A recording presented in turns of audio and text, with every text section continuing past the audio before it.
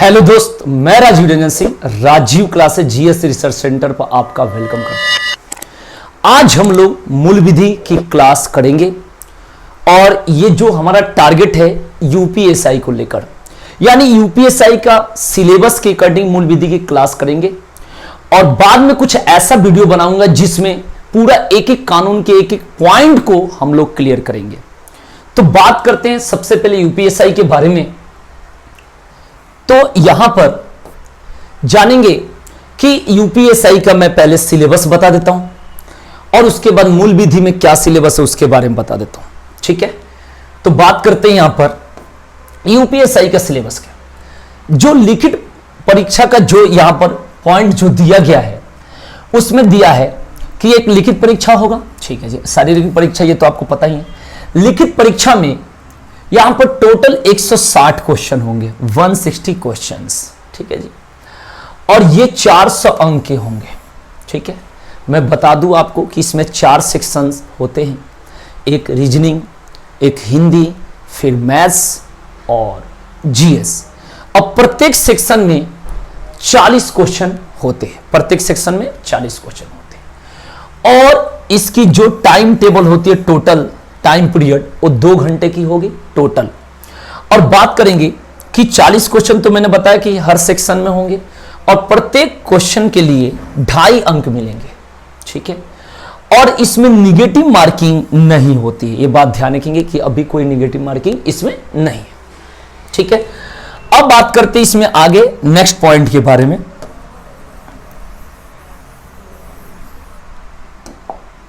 जैसे बात करते हैं कि मूल विधि का इसमें सिलेबस क्या क्या हमें पढ़ना है, तो आपको बता दूं कि सबसे पहले मूल विधि बहुत ही सिंपल चीज है जो आपको मैं पढ़ाऊंगा सिखाऊंगा, उसमें देखना कहीं भी आपको कोई हार्ड नहीं लगेगा।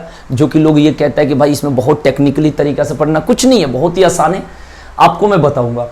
अब इसमें मूल विधि भी होता है, संविधान भी होता है और सामान्य ज्ञान होता है। मूल विधि भी होता है, फिर संविधान के भी कुछ पॉइंट पढ़नी होती है और सामान्य ज्ञान की पॉइंट पढ़नी होती है हमें। और ये जो होता है 7 से 8 क्वेश्चन आपके यूपीएसआई में आने के चांस होते हैं।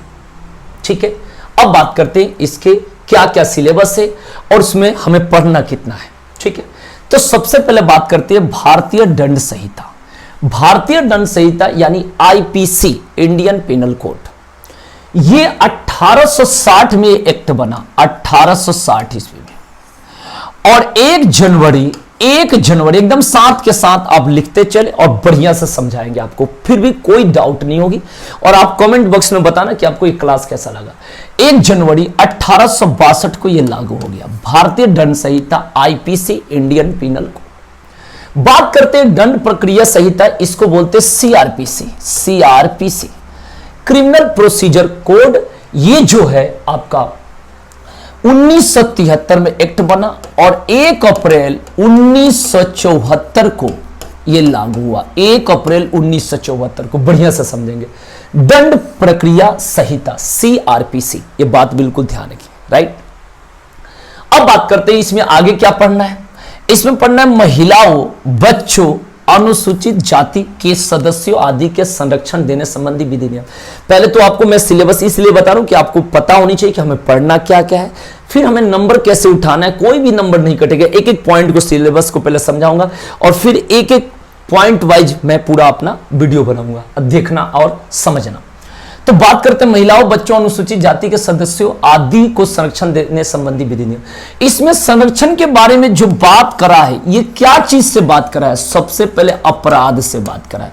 इसमें अपराध के बारे में हमें पढ़ना कि अपराध से जो संरक्षण के बारे में जो बात बताई गई है, ठीक है, इसके बारे में बताया गया। उसके बाद आपको बात करूं यातायात नियम, मोटरयान अधिनियम, ये क्यों दिया गया है। ये सिलेबस में इसलिए रहता है कि जैसे आपको यूपीएसआई बनना है, राइट, तो एसआई बनना है तो यातायात नियम, मोटरयान अधिनियम के लिए कोई अलग से दरोगा की वैकेंसी नहीं आती है, राइट, इसी में से चुना जाता है उनमें। इसलिए जो मोटर व्हीकल एक्ट है 1988, 1988 के एक्ट को, इसको बढ़िया से पढ़ना है क्योंकि आप देखते हैं कि जो दरोगा जी लोग जो रोड पर रहते हैं ट्रैफिक के लिए, तो उनको ये रूल पता होनी चाहिए, तभी तो चालान काटेंगे, चाहे जो भी होता है। तो इसके लिए स्पेशल आपको पहले से पता रहेगी तो आपको दिक्कत नहीं होगी। दूसरी बात करेंगे पर्यावरण संरक्षण अधिनियम। पर्यावरण संरक्षण अधिनियम की जो बात करेंगे तो ये है आपका 1986 का एक्ट।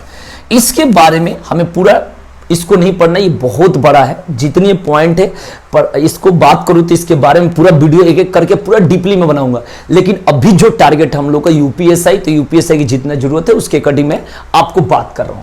यानी 1986 का जो एक्ट है उसके बारे में हमें पढ़ना है। फिर बात करते हैं वन्य जीव संरक्षण अधिनियम। ठीक है, वन्य जीव संरक्षण के बारे में बात करेंगे तो यहां पर 1972 का एक एक्ट है, 1972 का एक्ट। इसके बारे में हमें क्या करना है, पढ़ना है। जितना इसका पढ़ने की जरूरत है उतना इसमें वीडियो बनाऊंगा तो उसमें मैं आपको बताऊंगा कितना जरूरत है, एकदम ध्यान रखेंगे। अब बात करते हैं मानव अधिकार संरक्षण अधिनियम। ये जो बात करें इसके बारे में, ये बहुत ही डीपली पढ़ना पड़ता है, बहुत ही बड़ा है। लेकिन हमें यूएनओ ने भी गाइडलाइन जारी की, उसमें भी कुछ मानवाधिकार के जो पॉइंट है ह्यूमन राइट का, संरक्षण अधिनियम का। लेकिन हमारे पास जो पॉइंट है 1993 का जो एक्ट है उसके बारे में हमें क्या करना है, पढ़ना है। ठीक है, ध्यान रखिएगा, एकदम बिल्कुल आराम से बता रहा हूं। अब बात करते हैं सूचना का अधिकार अधिनियम। सूचना का अधिकार अधिनियम की बात करें, राइट टू इंफॉर्मेशन के बारे में एक्ट, ये है 2005। इसके बारे में हमें पढ़ना है। ठीक है, ये बात ध्यान रखेंगे। ये मैं साथ के साथ इंग्लिश में भी बता रहा हूं, हिंदी तो लिखी हुई है, और साथ के साथ सन बता रही ईयर्स। ये जरूरी होती है, आपको एकदम माइंड में एकदम सेट हो जानी चाहिए। जब सेट हो जाएगी तो एक एक पॉइंट को जो मैं पढ़ाऊंगा आपको बहुत ही मजा आएगा। ये बात बिल्कुल ध्यान रखेंगे। ठीक है जी। अब बात करते हैं आयकर अधिनियम। आयकर अधिनियम की जो बात होती है, इनकम टैक्स एक्ट के बारे में बात करते हैं, तो ये हमारा जो एक्ट है 1961 का एक्ट, इसके बारे में पढ़ना है। बिल्कुल ध्यान रखेंगे, पहले आपको सिलेबस पता रहेगा तभी आपको पता रहेगा हाँ जी हमें टारगेट क्या है, पढ़ना कितना है। अब बात करते हैं भ्रष्टाचार निवारण अधिनियम 1988, इसका एक्ट है, इसके बारे में हमें पढ़ना है। ठीक है जी। अब बात करेंगे इसके आगे हमें क्या क्या पढ़ना है, ध्यान रखिए। तो इसको जल्द से जल्द आप लोग वीडियो को रोककर और आप नोट कर सकते हैं। ठीक है ना। इसके बाद हम लोग आगे की पॉइंट पढ़ेंगे।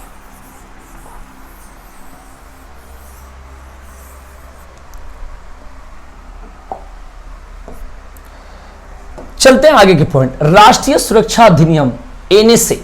एनएसए आपने सुना होगा, राष्ट्रीय सुरक्षा अधिनियम, इसके बारे में हमें पढ़ना है, पूरा जिक्र करेंगे एक एक चीजों को। आईटी अधिनियम, आईटी जो एक्ट होता है इसमें ही आता है साइबर अपराध, जो साइबर क्राइम होता है उसके बारे में पढ़ना होता है। ये क्या होता है साइबर क्राइम, आपने सुना होगा कि जैसे आपको फोन कोई मतलब जो क्राइम करने वाले जो होते हैं, जो ठग टाइप के, वो फोन करेंगे आपको और बताएंगे कि मैं इस बैंक से मैनेजर बोल रहा हूँ और आपके अकाउंट में ये प्रॉब्लम है, या आपके एटीएम में ये प्रॉब्लम है, या किसी भी तरीका का प्रॉब्लम बताएंगे जो एटीएम से, क्रेडिट कार्ड से, नेट बैंकिंग, जिस तरीका की जो बात होगी, और वहां से पूछकर, और एक ही बात उसको चाहिए, ओटीपी पूछ लेंगे। ओटीपी, वन टाइम पासवर्ड, कैसे भी पूछेंगे, और पता करने के बाद आपके अकाउंट क्या हो जाता है, एकदम बिल्कुल खाली हो जाता है, जीरो हो जाता है। तो ये चीजें हमें पढ़ना होता है। इसमें नेट बैंकिंग वाले को ज्यादा दिक्कत होती है। तो ये है आपका आईटी एक्ट जो पढ़ना, इसी के अंदर क्या पढ़ना है, जो साइबर अपराध यानी साइबर क्राइम के बारे में पढ़ना है। उसके बाद बात करती है, बहुत ही इंपॉर्टेंट पॉइंट है, इसके लिए मैं वीडियो अलग से बनाऊंगा, पूरा बढ़िया से बताऊंगा। ठीक है ना, इसके बारे में पूरा जानकारी दूंगा। पीआईएल, जो पीआईएल के बारे में बात करेंगे, जनहित याचिका, पब्लिक इंटरेस्ट लिटिगेशन। मैं बात करूंगा जनहित याचिका, जनता के हित के लिए याचिका जो बात होती है। सबसे पहले बात करेंगे यहां पर जनहित याचिका में कि ये 1960 में अमेरिका में लागू हुआ, 1960 के दशक में, और हमारे जो इंडिया की बात होगी 1980 के दशक में लागू हुआ।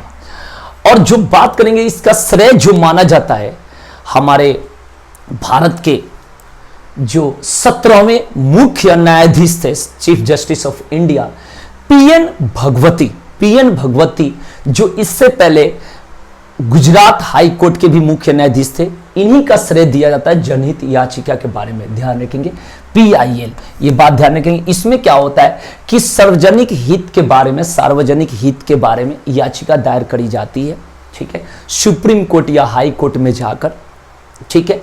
और बात करते हैं, एक रीट होता है जो केवल रीट याचिका, खाली रीट होगा, और एक जनहित याचिका, दोनों में अंतर यह है कि यह सार्वजनिक रूप से किसी की मतलब हित के लिए होता है, और जो रीट होता है वो पर्सनल के लिए भी होता है। ये बात बिल्कुल ध्यान रखेंगे, राइट।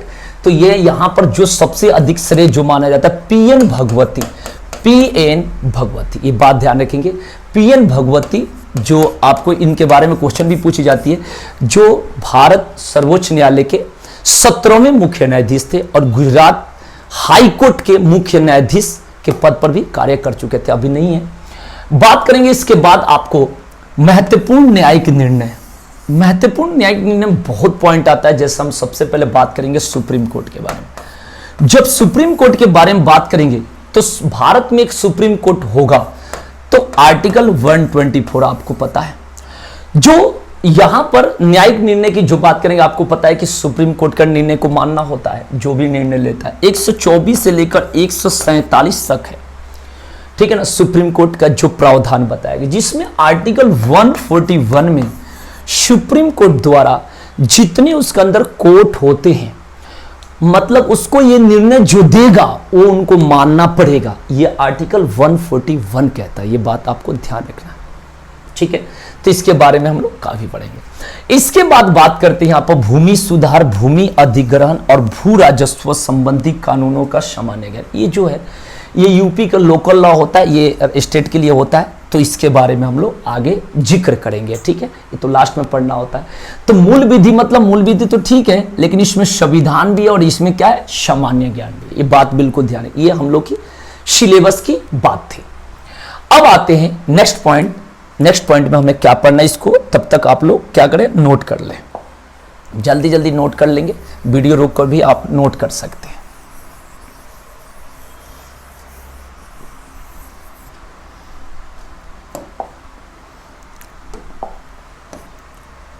आइए अब पढ़ते हैं हम लोग कुछ पॉइंट, देखते हैं, बहुत इंपॉर्टेंट पॉइंट है, समझेंगे।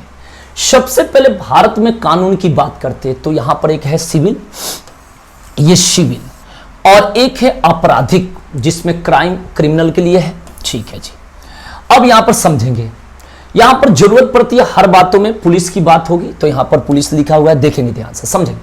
सबसे पहले बात होती है सिविल। सिविल का मामला क्या होता है? सिविल का मामला होता है कि आपको प्रॉपर्टी से रिलेटेड, आपको धन संपत्ति से रिलेटेड कोई भी बात हो, ठीक है ना, अगर आप यहां पर डायरेक्ट आप कहां पर चले गए, पुलिस के पास, तो ये जो बता दूं आपको मामला, जो ये मामला पहले होता है, ये किसके लिए होता है मैं आपको बता, कोर्ट के लिए होता है। आइए मैं एक उदाहरण से आपको मैं बढ़िया से समझा सकता हूं, समझेंगे कि सिविल मामला क्या होता है। देखिए इसको मैं एक उदाहरण से आपको समझाता हूं, समझेंगे। सबसे पहले बात यहां से समझेंगे कि एक्स एक व्यक्ति है, ठीक है ना, एक्स क्या है, एक व्यक्ति है, ध्यान से देखेंगे, एक्स है एक व्यक्ति, और इनके घर में वाई रहते हैं। बढ़िया से समझेंगे इसको, मैं एक ग्राफ के द्वारा आपको बढ़िया से समझा सकता हूं कि एक्स एक व्यक्ति है, उनके घर में वाई रहते हैं, और जो वाई है उनका किराया प्रति माह 5,000 रुपया है। बढ़िया से समझेंगे, 5,000 रुपया पर माह इनका किराया रेंट है जो उनको देना है, और 5 माह का किराया बाकी है जो कि नहीं दे रहे हैं। अब क्या बात है, वो तो बाद की बात है, नहीं दे रहे। तो सबसे पहले एक्स उठेंगे और एक्स जाएंगे सबसे पहले कहां, पुलिस स्टेशन, ठीक है ना, पुलिस स्टेशन जाएंगे, कोई भी जाता है, थाना जाता है। जब पुलिस स्टेशन जाएंगे तो वहां कहेंगे कि भाई ये तो हमें किराया नहीं दे रहे हैं, इसके लिए आप मतलब इसके लिए आप इस पर कार्रवाई करें।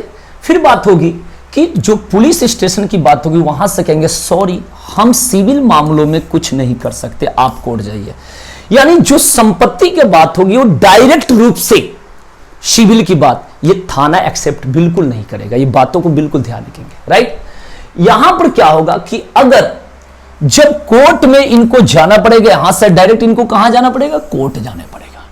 अगर कोर्ट से जैसा वारंट आएगा, अरेस्ट का आएगा, जो भी वारंट आएगा, तो कोर्ट के वारंट के आधार पर पुलिस छानबीन करेगी या आएगी या जो भी होगी, लेकिन इस मामला को डायरेक्ट पुलिस स्टेशन सुनेगा नहीं, बिल्कुल मना कर देगा। इस बातों को ध्यान रखेंगे। तो ये सिविल का आपके बारे में, सिविल के लिए मैंने आपको बताया, यहां पर ध्यान से देखेंगे। तो सबसे पहले आपको मैंने बताया कि सिविल का जो संपत्ति का बात जो होती है उसमें क्या होता है। अब बात करेंगे अपराधी। इसमें बड़े कानून, ठीक है ना, इसमें बड़े कानून और यहां पर छोटे कानून की बात है। अब सुनेंगे बड़े कानून और छोटे कानून में इसमें क्या है, ध्यान से समझना है। बड़े कानून और छोटे कानून में क्या है, ठीक है, देखेंगे। सबसे पहले बात करते हैं बड़े कानून। इसमें आईपीसी और सीआरपीसी की बात होती है, ठीक है ना, आईपीसी और सीआरपीसी की बात होती है। और सीआरपीसी आईपीसी में बात करें तो 23 अध्याय है, जो कि 5 से 11 धारा में ये मतलब बटा हुआ है। आईपीसी में ये लिखा हुआ है। और जो सीआरपीसी में बात करेंगे 37 अध्याय, ध्यान से देखेंगे, एक एक चीजों को बता रहा हूं। और 484 माने 37 जो अध्याय वो 484 धारा में बटा हुआ है। ये बात बिल्कुल ध्यान रखेंगे। तो बड़े कानून में आईपीसी सीआरपीसी और छोटे कानून में आपका एससी एसटी एक्ट और ये सब आता है। इस बातों को ध्यान रखेंगे, ठीक है। अब इसके बाद हम नेक्स्ट वीडियो में पढ़ेंगे इसमें कि इसमें जो अपराध है ये कितने तरीका से बटा हुआ है। जैसे हम पढ़ेंगे इसमें कि इसमें अपराध में एक जमानती वारंट होता है, एक गैर जमानती होता है, ठीक है, ये पढ़ना है। फिर आगे वीडियो में मैं आपको बताऊंगा कि इसमें थाने में जो होता है उसमें क्या होता है। रजिस्टर्ड 2 प्रकार का होता है, एक एफआईआर होता है, एक एनसीआर होता है। इससे रिलेटेड बहुत सारी पॉइंट आपको मैं सिखाऊंगा। तो मिलते हैं नेक्स्ट वीडियो में, तब तक के लिए आप देखते रहिए Rajeev classes GS research centre को। और अच्छा लगे तो चैनल को सब्सक्राइब करें, लाइक करें और शेयर करें। इसमें मैं बिल्कुल बेसिक आपके सिलेबस को बताया है और इसके आगे जिक्र करूंगा, एक एक पॉइंट को पूरा क्लियर करूंगा। धन्यवाद।